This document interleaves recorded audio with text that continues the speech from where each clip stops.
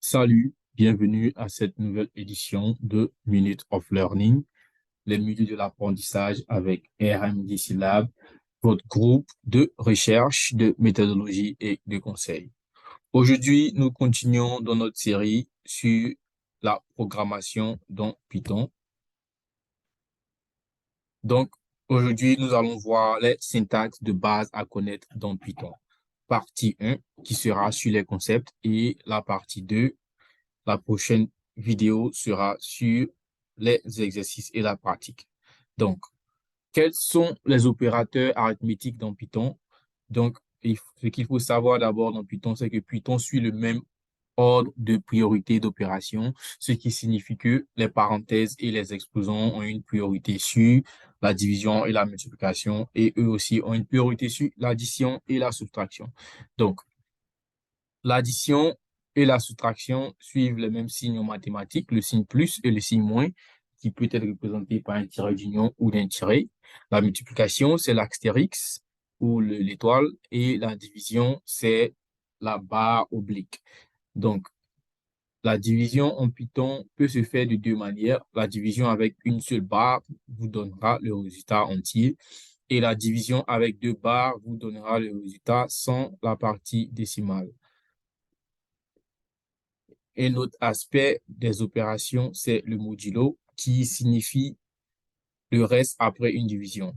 5 divisé par 2 est égal à 2,5.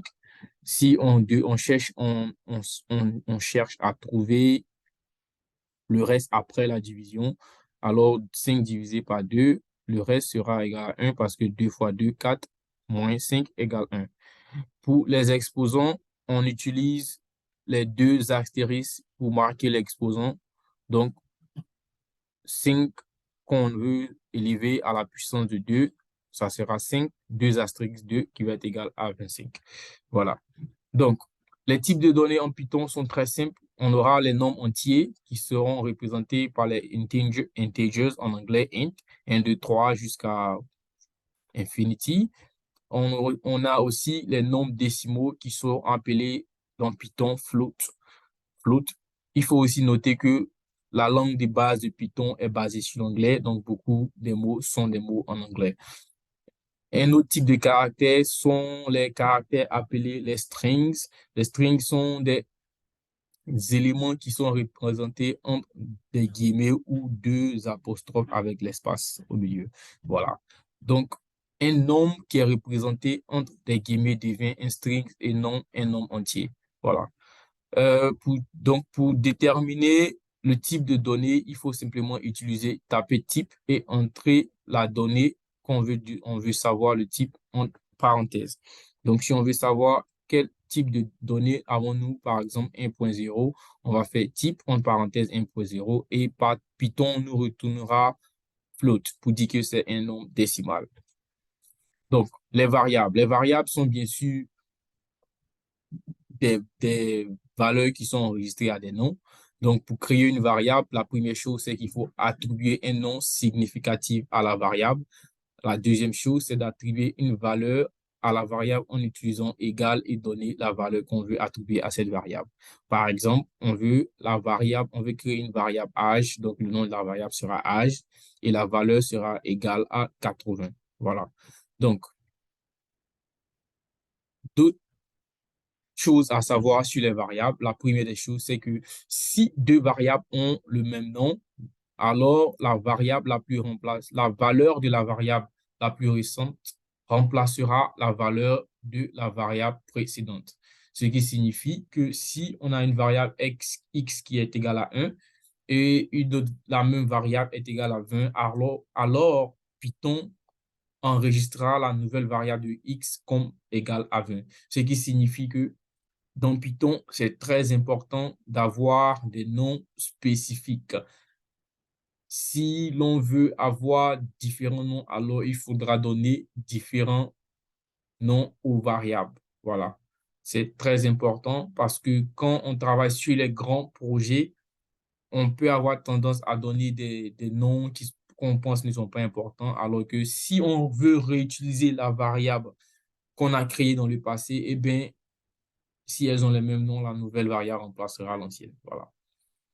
Et pour des variables dont les noms ont un espace entre eux, il faut alors utiliser le underscore ou le tiret de bas en français ou un souligné, comme d'autres le diraient. Donc, par exemple, mon poids, normalement, il y a un espace en mon et poids. Donc, on va utiliser le underscore et on donne la valeur de la variable. Voilà.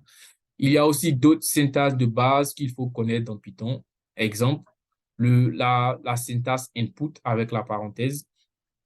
La syntaxe input avec la parenthèse vous permet d'ouvrir une fenêtre et y entrer les valeurs que vous voulez. Le résultat